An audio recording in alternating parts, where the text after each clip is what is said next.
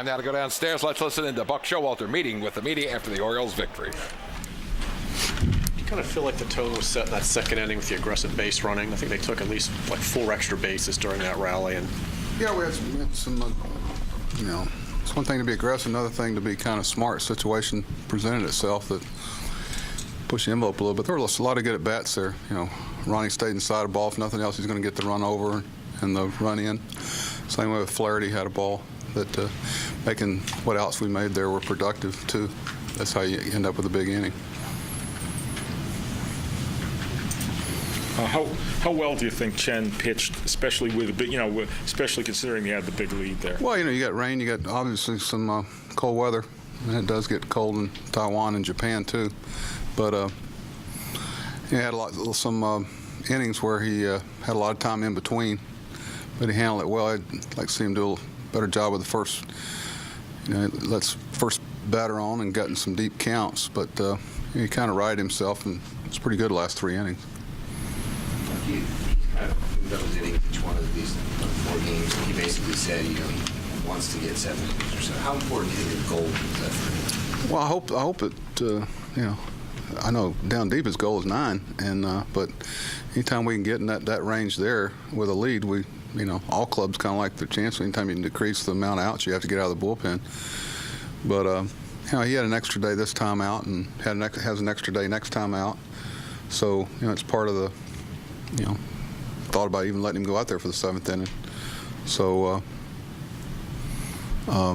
it's big for our bullpen, especially with a day game, quick turnaround. You don't want to use a lot of guys if you can help it.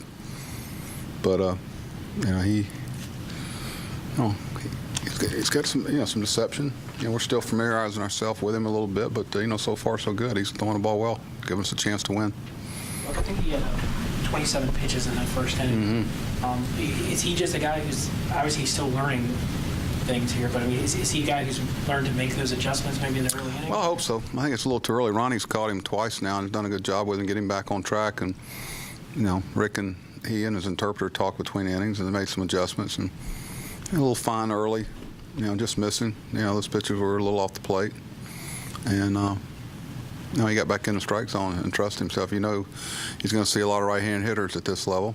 And, he's got some presentation to defend himself against right-handed hitters. Some initial concern when he got hit, that ball? Yeah, considering we know that he doesn't protect himself like most people in this game do, that may change.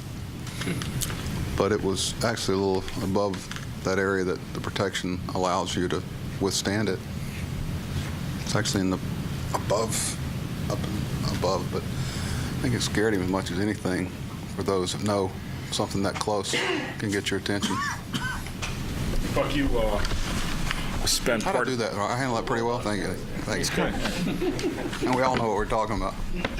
You spent part of pregame watching the Frank Robinson ceremony, and then for you guys to go out and easily win, score 10 runs, it had to be especially satisfying considering it was that. a big day. It's emotional for me to sit up there and listen to everybody talk. From I've known Roland Heeman, he was with me. We were together with Arizona Diamondbacks when we first started out, and just what an honor it is to be able to sit in the audience and listen to Hank Aaron and Frank speak and be there.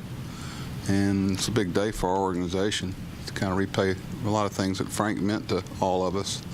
He's always treated me really well, and I've known him for a while.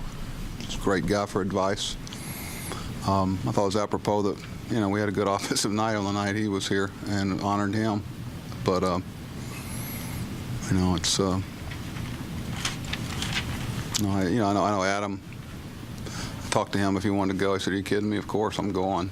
And Nicky wanted to go, being the right fielder. And DeMarlo couldn't make it, but Curb wanted to go up there. He's real close with Eddie, too, from his Cleveland days. And it was pretty cool.